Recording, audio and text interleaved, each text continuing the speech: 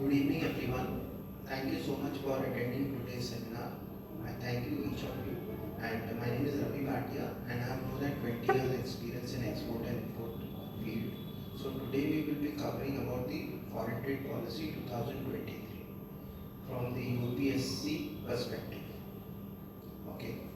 So we will be covering all these topics: introduction to foreign trade, India's foreign trade position, India's foreign trade status, direction of India's foreign trade, India's trading structure of India's foreign trade, top export destination, Indian imports, top import destinations, trade composition, export and import composition, DGFT. DGFT means Director General of Foreign Trade.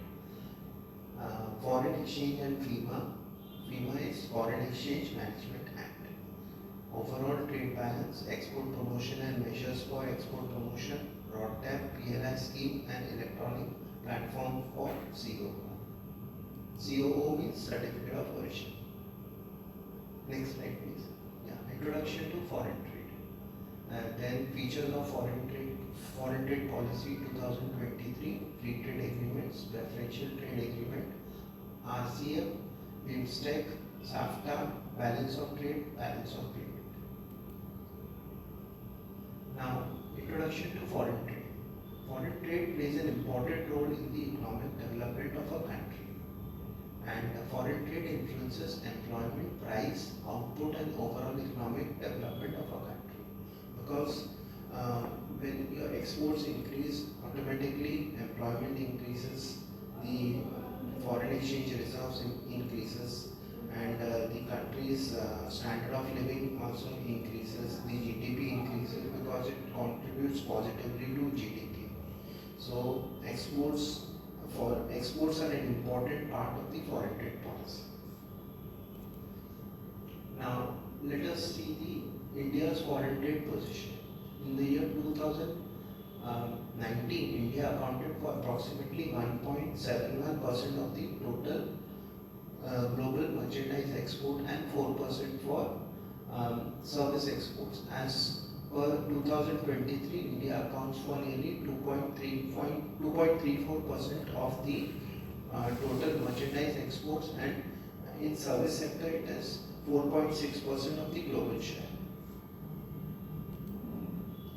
Now, India is ranked 18th in merchandise export and 7th in service exports. And this is a top ranking of how much exports make. So India is ranking 18th. Now, in regards to import, India is ranked 9th in merchandise imports and 9th in service imports. Now, these are the statistics of the India's foreign trade. Now, India's merchandise trade was $447.46 billion, and for service exports it was $322.72 billion. Thus, total exports of goods and services for 2022-23 was $770.18 billion. This 770.18 is in billion dollars. It is not just 770.18 US dollar. It is in billions. Okay. Now the top 5 export destinations are USA, which accounts for 17.41%. Second is UAE, which accounts for 7%. Third is Netherlands, which accounts for 4.7% of India's total export. Against India's total exports, these are the contributions. Means these countries import this much of India's exports percentage wise. Now China is 3.39% and Bangladesh is 2.70%. Now regarding India's imports, India's merchandise imports were USD 714.24 billion dollars, and for service imports it was $177.94 billion in 2022-23. Thus, India's total imports for both goods and services for the year 2022-23 was USD 892.18 billion dollars. Now, the top 5 import destinations from where India imports, from which countries India imports the most. So number one is China, which accounts for 13.75%, UAE accounts for 7.43%, USA for 7.10%, Russia. Why Russia is coming to the picture? Because due to the Ukraine war between Russia and Ukraine, so most of the European countries, especially America, they said that you should not buy oil from Russia. So Russia offered us a very discounted price of oil. So that is why we made lots of imports from Russia. So that is why Russia has now come in the fourth position. It is 6.45%, and fifth is Saudi Arabia, which is 5.87%.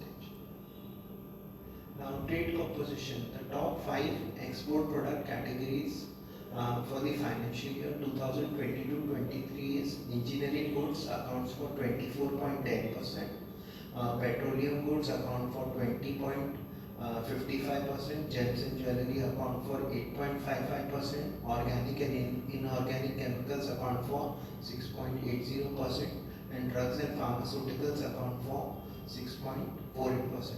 Now these statistics you can get from this website www.niriyat.gov.in. This is a government site. So once you open the site, you can get all these data for all these documents, all these shipments which we have made. Product wise, you can get the Now for the import composition, top 5 import product categories are petroleum, oil and mineral oil. Obviously the crude oil and all that which we import, that is the maximum, and mineral fuels. Then second is gold. We import a lot of gold. Then third is electrical machinery and equipment, nuclear reactors and machinery, mineral ore and metals. Now overall trade balance. The merchandise trade deficit for the financial year 2022-23 was USD $266.78 billion. Now how did I calculate this figure?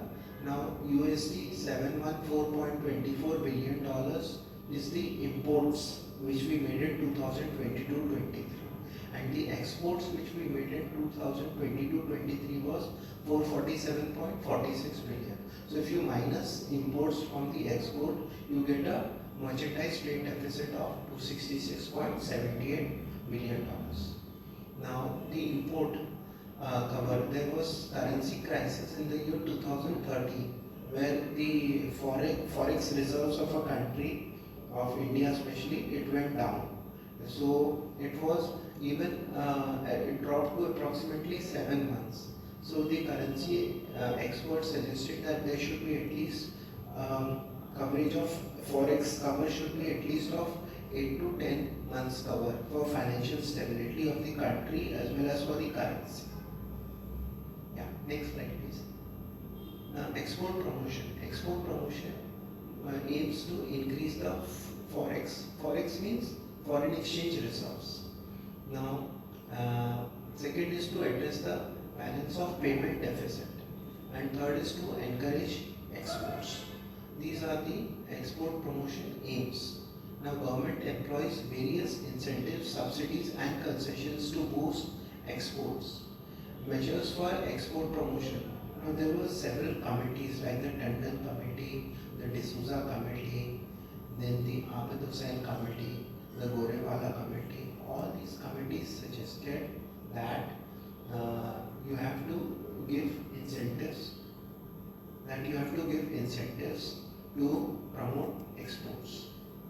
Yeah, next slide. Major incentives for export boost. RODTAP. RODTAP is what? Remission of duties and taxes on export products. Now RODTAP was introduced in January 2021. And what does it do? It reimburses the central, state and local taxes and duties which the exporter incurs during the time of manufacturing as well as distribution of exported products. So RODTAP was launched in response to WTO challenges against India's MEIS scheme. What previously before RODTAP, there was MEIS scheme which was introduced by the Indian government, that is Merchandise Export Incentive Scheme.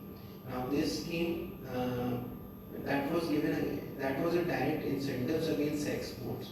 So USA basically challenged this in the WTO that India can that this is not correct on India's part to give incentives to exporters on MEIS benefits. So then the WTO said that you have to. They gave instructions to remove this MEIS scheme. So instead of MEIS scheme now, the Indian government has adopted RODTAP. So it covers 8,555 items and it is calculated in the range of 0.5 to 4.3% of the FOB value of export. What is FOB value? FOB means free on board value. So this FOB value in detail I will take a session on this Incoterms, international commercial terms, because it is a very important topic from the exporter's point of view. Without knowing the international commercial terms, you will not be able to do exports properly. Okay, so this is a very important RODTAP scheme which was introduced by Government of India. Now, developing districts as exports hub. Now, the government has set up the district export promotion committees as well as the state export promotion committees.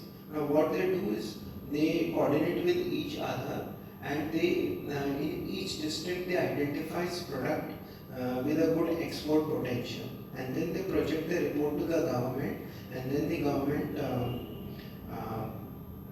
introduces policy changes and encourages so that the export potential of a country can be increased to the maximum benefit. Next slide please. Now, production linked incentive.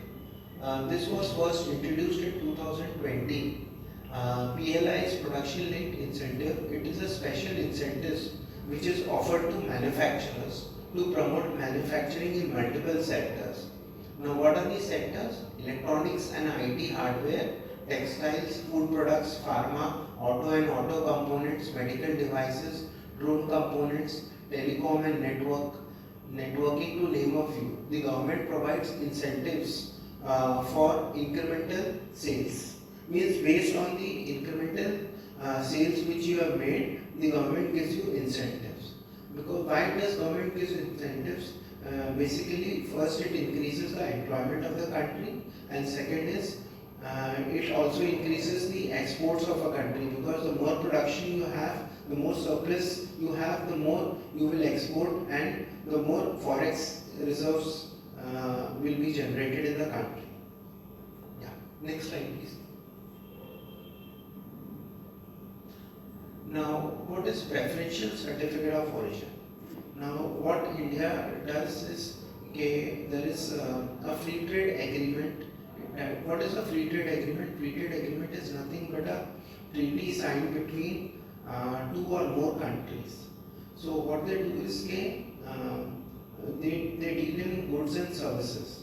So instead of once the treaty is signed, then the goods are given at a reduced rate of duty or at zero rate of duty. So for that, the preferential certificate of origin is issued, which certifies. Now let us say, I'll clarify this with an example. Supposing India exports to Sri Lanka some commodity X, right? As you are aware that India has signed a free trade agreement with Sri Lanka, and if that product is also there in that free trade agreement, then India has to issue a certificate, a preferential certificate of origin, which states that the goods are of Indian origin, right? So for this, the government has launched electronic platform. So now you need not go to different agencies for getting the preferential certificate of origin. What you can do is you can directly visit DGFT site, and this is the address www.coo.dgft.gov.in. There you need to do registration, and after registration all the invoice details needs to be uploaded, and the exports details has to be uploaded. Then and you need to have a digital signature certificate also. And once you get all these, then online the government will issue the preferential certificate of origin. So this way it reduces transaction cost as well as time is saved for the exporter. And if you want to take a hard copy of it, you can request them, then they will post and send it to you. They will send it through post or courier. Next slide please. Now what is SEZ? SEZ is Special Economic Zone. Now it is, although it is located in India, it is treated as a foreign territory, and it is a specifically delineated duty-free enclave. Now whatever materials you import into SEZ, that all materials will be duty-free, but subject to, you have to, they have an export obligation which you need to fulfill for the SEZ criteria to be effective. So it is governed by SEZ Act 2005, which came into effect in the year 2006. Now, what are the objectives of SEZ? You promote the goods and services for export purpose. Means most of the products which you produce in SEZ unit, most of the products are exported out of India. And then creation of employment opportunities. So since you are manufacturing the products, and there is increasing of employment, then development of infrastructure facilities. So for that to be effective, the roads, railways, everything has to be properly developed. The infrastructure has to be properly developed, and promotion of investment from domestic and foreign sources. So that is also very, very important. Now, as you are aware that Kandla Export Processing Zone was the first export processing zone to get converted into Kandla SEZ unit. So there are many SEZ units like the Kandla SEZ, then you have Santa Cruz SEZ unit. There are various, then Falta is also there in West Bengal. So there are various SEZ units located throughout the country. Next slide please. Now Pradhan Mantri Gati Shakti National Master Plan. Now this was approved in 2021 to establish multimodal connectivity to various economic zones. There are various clusters, like there is a textile cluster or a hub, then there is a pharmaceutical cluster or a hub, electronic parks are there. So to have a proper connectivity between all these things, between different clusters, these 16 ministries collaborated for implementation of infrastructure connectivity projects, which includes the Sagarmala project, the Bharatmala project, the Inland Interways and the Udan project. Yeah, next slide please. Now, foreign trade policy. Previously, foreign trade policy was issued for a period of 5 years, and after every 5 years the revision was made. But the last foreign trade policy was issued in 2015, which was valid till 2020. But due to COVID and the international crisis, especially the war between Russia and Ukraine, the government did not issue any fresh foreign trade policy, and the latest foreign trade policy came into effect on 1st April 2023. Now this foreign trade policy is different as there is no specific guideline as to the revision of the foreign trade policy. Whenever there is a need for revision, the government will automatically do. So this is one important feature of the foreign trade policy, that revision can take place whenever the government wants to, and it will not wait for 5 years for the revision to take place. Yeah. Now there are four components of foreign trade policy. One is from incentive to revision. As you are aware, previously the government used to give incentives, like whatever you do exports, based on that you used to get the incentives from the government, like the merchandise export incentive scheme. Now as we lost the case in WTA against USA, the government had no option but to close the MEIS scheme, and in that place the ROTAP scheme came into existence. ROTAP is revision of duties and taxes paid on export products. So ROTAP scheme is very important. So the government has switched from incentive to revision. This is one important pillar of foreign trade policy 2023. The second pillar is export promotion collaboration between center, state and districts. Now the government has set up the state and the district export promotion councils, where they identify, each district identifies which products have an export potential, and they give the report to the state gives it to the center, and accordingly maximum utilization or the maximum resourcefulness can be done, so that India's exports can increase to a maximum extent. Now third is ease of doing business, reduction in transaction cost and technology interface.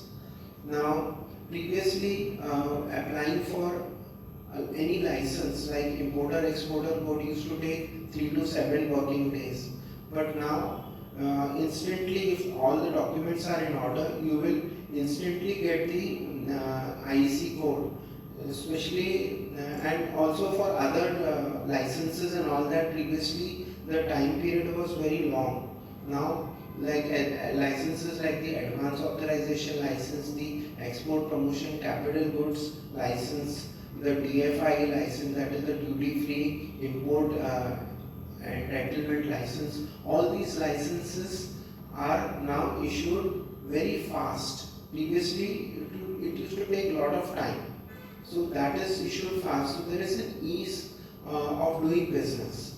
The second is the reduction in the transaction cost, because time is also saved, so there is a reduction in the transaction cost and technology interface. This is the third pillar which I am discussing. Now the fourth pillar is emerging areas. Now government in this foreign trade policy has given a lot of importance to the e-commerce. So e-commerce is very important, as government now realizes that 200 to 300 billion dollars can be increased through e-commerce by 2030. The government has set a target that e-commerce exports, and for shipment through couriers, previously there was a consignment what should I say, the consignment slab is the appropriate word. The consignment slab was 5 lakhs, means per consignment maximum you could have exported 5 lakhs through courier services. Now the government has increased it, and this limit has been increased from 5 lakhs to 10 lakhs. So 10 lakhs has been introduced as a slab for per consignment. You can export 10 lakh shipment through courier, and they are taking regular feedback from the exporters. If there is a need to increase further, then the government will do as per the inputs they receive from the exporters. And not only e-commerce, then developing districts as export hubs and streamlining the SCOMAT policy. Now what is SCOMAT policy? SCOMAT is special chemicals, organisms, microorganisms, equipment and technology. Now SCOMATs are basically those products which have a dual use. not only for the civilian, it has use for the other uses also, for the defense purposes also. So the government is streamlining the SCOMAT policy so that we can increase our exports. Yeah, next slide please. Now, agri export zones. In March 2001, the government of India unveiled agri export zones to increase the agricultural exports from a country, from Indian country. There are currently 60 agri export zones covering 40 agricultural commodities across 20 states. So by establishing this agricultural export zones, the government is encouraging exports of agricultural commodities. Next slide. Yeah, e-commerce exports. This I've already discussed. The government plans to reach the export potential of e-commerce exports from 200 to 300 billion US dollar by 2030. And second is the consignment cap on e-commerce exports through couriers have increased from 5 lakhs to 10 lakhs with further revision based on the exporters' feedback. Now the amnesty scheme for exporters. Now what is amnesty scheme? Now supposing an exporter fails to fulfill the export obligation, so the government, in order to regularize his exports, his status, they have introduced amnesty scheme. So it is done to regularize pending cases of default made in export obligation by paying custom duties proportionate to unfulfilled export obligations, for which an online portal will be launched by the Government of India. Now, what is Service Exports from India scheme? That is also known as SEIS scheme. Whatever exports you made, so not on the basis of what exports you have made in service sector, the net foreign exchange earnings which you have made on exports. So based on that, 2%, 3%, whatever the rate is fixed by the government, they will give you a duty-free credit script. Duty-free script will be given to you. And based on that script, the script is freely transferable. You can sell it in the market, in the domestic market, or if you want to import something, then there will be basic custom duty exemption if you import these commodities against these scripts. So these benefits are given. Now, enhancements under the EPCG. What is EPCG? Export Promotion Capital Goods Scheme. Now, dairy sector is exempted from maintaining the average export obligation to support technological upgrades. Okay. Second is inclusion of Prime Minister's mega integrated textile and apparel parks, which is also known as PM Mitra, under the common service provider of EPCG. Now, advancement in advance authorization license. Now, what is advance authorization license? It is nothing but a license given by the Government of India where you can import duty-free imports, duty-free raw materials and components, or spares you can say, duty-free raw materials and spares you can import, but it is subject to a time-bound export obligation. Once you import these raw materials, you process it, make it into a finished product and export this within a time-bound period. So this is the scheme. So why this scheme is launched? So that the importers, exporters will import goods at a cheaper rate of duty. They will not pay any duty, so their transaction cost will get minimized and their product will become competitive in the international market. So there are certain advancements which are made in the advance authorization scheme. Now, special authorization scheme is extended to apparel and clothing sector on a self-declaration basis. Now, even for 2-star export house holders and above, the self-ratification norms are not fixed. There are certain norms, like standard input norms are there. For input of this much, you need to export this much quantity. So this is standard input. If for some products standard input output norms are not fixed, that based on a self-declaration given by a two-star export house or above two-star export house, based on that also, this scheme is applicable for advance authorization.